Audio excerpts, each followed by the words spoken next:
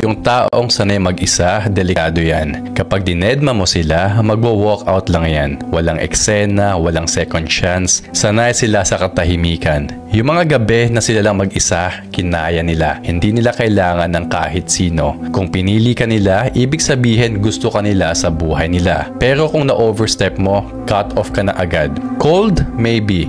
Pero ang totoo, may boundaries sila.